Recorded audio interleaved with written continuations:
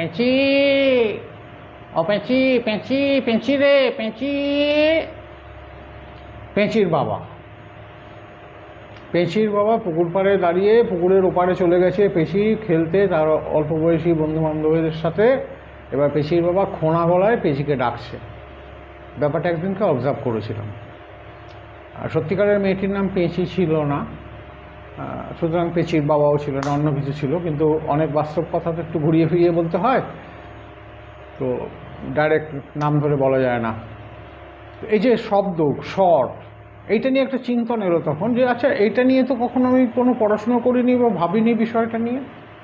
এই বিষয়টা নিয়ে কিন্তু ভাবনা চিন্তা এবং তত্ত্বের গভীরে ঢুকে যাওয়া এবং সেখান থেকে শিক্ষিত হওয়া বা আবিষ্কার করা যে যে গলার স্বর, এই গলার স্বর কীরকম হবে একজন মানুষের, একজন ব্যক্তির। পুরুষ হিসেবে সে মৃদুমন্দ হবে, নাদ গম্ভীর হবে, যাকে আমরা ব্যারিটোন সাউন্ড বলি। ব্যারিটোন সাউন্ড সত্যজিৎ রায়, ছবি বিশ্বাস নয়, কিন্তু ছবি বিশ্বাসের কিন্তু নাকি নাকি গলা। হ্যাঁ, যেমন মার্জনা করবেন কিছু মনে করবেন না, কুমার শানুরও নাকি নাকি গলা, ব্যারিটোন সাউন্ড ছিল কিশোর কুমারের। মোহাম্মদ রফির ব্যারিটোন সাউন্ড নয়, একটা সুন্দর একটা সুরেলা গলা। তো নাকি খোনা গলা হবে, নাকি নাকি খোনা গলা। তিনি গান আবৃত্তি তো দূরের কথা, কথা বললে পরেই খোনা গলা, একটা ইরিটেশন হয়ে যাবে। অনেকের হয়, আমার তো হয়, কিছু করার নেই, আমি তো ব্যক্তি, মানুষই তো। তো জ্যোতিষশাস্ত্রী তন্ত্রবেত্তা যাই বলুন, হ্যাঁ আপনি মায়ের পুজো করেন, আপনার হ্যাঁ মায়ের পুজো করি তো কী আছে, আমার ইরিটেশন হয় না? নিশ্চয়ই ইরিটেশন হয়। খোনা গলার মানুষ শুনলেই আমার ইরিটেশন হয়। আমার মনে হয় যে গলাটা যেমন খোনা, এর ভাগ্যও তেমনি খোনা, এই ব্যক্তিটিও তেমনি খোনা, এর চিন্তন খোনা, এর সমস্ত কিছু খোনা। না হতে পারে, আমার এটা নিজস্ব একটা ধ্যান ধারণা মত, এটা নাও হতে পারে, কিন্তু আমি এই বয়স পর্যন্ত এটা কিন্তু খুব একটা খণ্ডিত হতে দেখিনি। আমি কিন্তু প্রমাণ পেয়েছি নিজের কাছে নিজে। মানুষ অনেকে নিজের কাছে অনেক প্রমাণ পেয়ে যায় না, যেটা নিজস্ব চিন্তন এবং ভাবনার মধ্যেই থেকে যায়, যে আমি এটা আমি অবজার্ভ করেছি এবং এটা আমার কাছে প্রমাণিত সত্য। অন্যের কাছে কে কী আমার জানার দরকার নেই। তো এরকম খোনা গলা, খুব সুরেলা গলা, মেয়েলি গলা একজন পুরুষের, এগুলো কি করে হয়? বা মেয়েদের ক্ষেত্রে খুব সুন্দর সুরেলা গলা, বা একটু বেশ কাঁচ ভাঙা গলা, যেটা শুনতে একদমই ভালো লাগে না, আমার ভালো লাগে না, বা অনেকেরই ভালো লাগে না। আমি কথাবার্তা আলোচনা পরবর্তী সময় করে দেখেছি যে না, এই মহিলার গলার স্বরের মধ্যে, এই ভদ্রমহিলার বা এই মহিলার গলার স্বরের মধ্যেই কিন্তু একটা নেগেটিভিটি আছে, একটা নেগেটিভিটি চার্জ আছে, পজিটিভ নেই। ব্যাপারটা আকর্ষণ করে না, কথাগুলো তার আকর্ষিত করছে না। হয়তো তিনি অনেক বড় রোজগার করেন, অনেক ভালো চাকরি করেন, অনেক ভালো ব্যবসা করেন, অনেক ভালো প্রফেশনাল, সেটা ঠিক আছে, প্রফেশনাল কার্যকারণ আছে, ওই জন্যই বললাম। কিন্তু গলাটা ওই মেয়েলি খোনা, হ্যাঁ, সে কাঁচ ভাঙা গলা, সুরেলা নয়। এর বাইরের হচ্ছে যে যারা চেষ্টা করে তাদের গলাকে তৈরি করেছেন, যেমন ধরুন ছোটোবেলার যে লতা মঙ্গেশকরের গলার শব্দ আমি শুনেছি। ওই ফেসবুকেই বা ইউটিউবেই কোনো একটা অনুষ্ঠান ছিল, যে ফ্রক পরে লতা গান গাইছে একটা অনুষ্ঠানে, সে হৃদয়নাথ মঙ্গেশকর পাশে বসে আছেন, সেখানে লতা মঙ্গেশকর গান গাইছে। কোনো আহামরি নয়, এমন কিচ্ছু নয়, অতি সাধারণ। আমাদের এই যে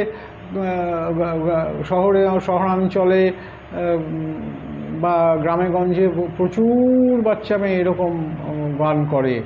লতা নিজেকে ঘষে মেজে তৈরি করেছেন, বা তার রাশিচক্র ভাগ্যচক্র আমার জানা নেই, তাকে সেই জায়গাটায় সেই দশায় যখন নিয়ে এসছে, তখন তিনি চূড়ান্ত দুরবস্থার মধ্যে, পরিবার টানার মধ্যে থেকে নিজেকে বাধ্যবাধকতার মধ্যে, হয়তো বাধ্য না হলে এত সুন্দর লতা মঙ্গেশকরকে ভারতবর্ষ পেত না, শিল্পী হিসেবে বলছি, মানুষ হিসেবে নয়। মানুষ হিসেবে হয়তো উনি অনেক মহান, যেখানে চিন্তনে পৌঁছায় না, অথবা অত্যধিক অধম, যেখানেও চিন্তন পৌঁছায় না, হতেই পারে। যতটা যেভাবে দেখেন, যেভাবে নেন, তিনি সঙ্গীত সম্রাজ্ঞী, সেই হিসেবেই বলছি। লতা মঙ্গেশকরের গলার কথা বলছি এখানে, মানুষের কথা বলছি না। আবার কোনো গানের ক্ষেত্রে আশা ভোসলের গান আমার অনেক বেশি ভালো লাগে, মনে হয় এটা লতা মঙ্গেশকর করলে এত সুন্দর হতো না। বা কোনো কবিতা কৃষ্ণমূর্তি, তার গান মনে হয় এই কবিতা কৃষ্ণমূর্তিকেই মানায়, অন্য কেউ করলে ভালো লাগবে না। এইরকম আর কি। যেমন সুরাইয়া, কোনো কোনো গানের স্পেশালিটি আছে, সুরাইয়া আমাদের সন্ধ্যা মুখোপাধ্যায়, আরতি মুখোপাধ্যায়, এরকম কিছু কিছু জায়গা আছে যে এই গানটা ইনি ছাড়া হয় না। মান্না দে, হেমন্ত, এদের কথা তো বললামই না। তাহলে গলার কথা হচ্ছে, গলার স্বরের কথা হচ্ছে, গলার স্বরের কথায় যখন চলে এলাম, আমরা জলদ গম্ভীর গলা বা ব্যারিটোন সাউন্ড, এটা কোন ভাব থেকে পাবো, কীভাবে পাবো, আর কোনভাবে কী কী গ্রহের দৃষ্টি বা যোগাযোগ থাকতে পাবো জানি কি? জানি না।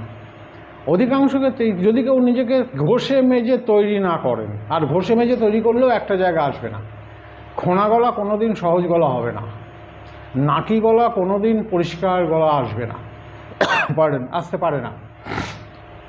Basic characteristic feature of astrology always remain there, সর্বক্ষেত্রে, মানলেও আছে, না মানলেও আছে। আমরা জ্যোতিষশাস্ত্রকে কখন মানি বেশি করে? যখন পুলিশ তাড়া করে, সিআইডি, সিবিআই বা ইডি ঘিরে ধরে, আর ইনকাম ট্যাক্স তাড়িয়ে মারে, তখন আমরা কিন্তু অ্যাস্ট্রোলজি, তন্ত্র ইত্যাদিতে আমরা মানে অধিকাংশই শিক্ষিত মধ্যবিত্ত বাঙালি মানি, এবং তখন দৌড়দৌড়ি শুরু করে দিই। তার আগে পর্যন্ত আমাদের মানতে অসুবিধা হয় যে এটা কোনো ব্যাপার, আজকের দিনে তুমি এটা মানো। আমার ক্ষেত্রেই তাই হয়েছিল। আমার জীবনের 35 বছর বয়স পর্যন্ত, আজকে আমি 61+, আমার জীবনের 35 বছর বয়স পর্যন্ত যখন আমার কেবল গ্রো হচ্ছে, তখন পর্যন্ত আমার প্রয়োজনও পড়েনি, মানারও দরকার হয়নি। যখন আমি দেখলাম যে আমি একটা টপমোস্ট লেভেলে চলে যাচ্ছি প্রায়, অথচ আমার কিছু ভালো লাগছে না, কিচ্ছু ভালো লাগছে না, আমার চাকরি বাকরি কোনো কিছু ভালো লাগছে না, কোনো সংস্রব, কোনো কিছু ভালো লাগছে না, কেন কেন কেন কেন ঢুঁড়ে বেড়াচ্ছি, ঘুরে বেড়াচ্ছি, একটার পর একটা চাকরি ছাড়ছি, আরেকটা জাম করছি, আবার সুইচ ওভার করছি, আবার ছাড়ছি, সারা ভারতবর্ষ প্রায় ঘোরা হয়ে গেল, কেন?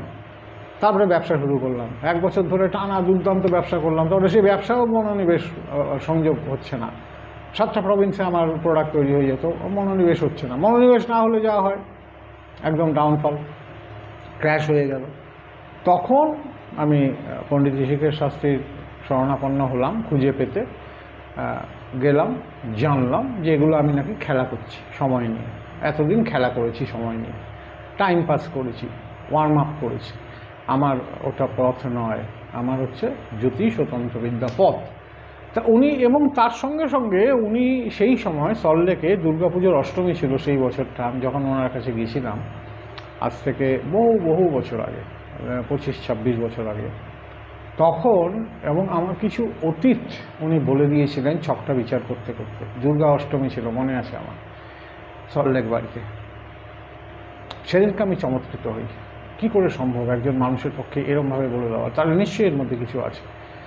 আমি ওই পড়াশোনা শুরু করে দিলাম। পরবর্তী সময় আমি বহুবার বাইরে গেছি, উত্তরাখণ্ডে কাজকর্ম করেছি, শিখেছি, ধ্যান, জপ, যোগ, ক্রিয়া ইত্যাদি যতটা পেরেছি এই পর্যন্ত। এবার যে বিষয়টা চলে আসলাম, যে এটাও একটা সময় অবিশ্বাস্য লাগতে পারে, কিন্তু বাস্তব। আমাদের যে দ্বিতীয় ভাবটা আছে রাশিচক্রে, সেটাকে বলা হয় ধনভাব। এই ধনভাব থেকে আমাদের মুখমণ্ডল, গলার স্বর ইত্যাদি, দন্ত, ইভেন চক্ষু, এই বিচারগুলো হয়ে থাকে। এখানে যদি আমি স্বরের বিষয়টা করতে যাব, তাহলে দেখব যে আমাদের রাশিচক্রের দ্বিতীয় ভাবটা যদি পৃথ্বী বা অগ্নি হয়ে থাকে, অগ্নি হলে পরে ব্যারিটোন সাউন্ডের জায়গায় অনেক বেশি উচ্চগ্রামের ব্যক্তি কথা বলেন, এবং অনেক বেশি তিনি হইচই করতে ভালোবাসেন, দেখা যাবে।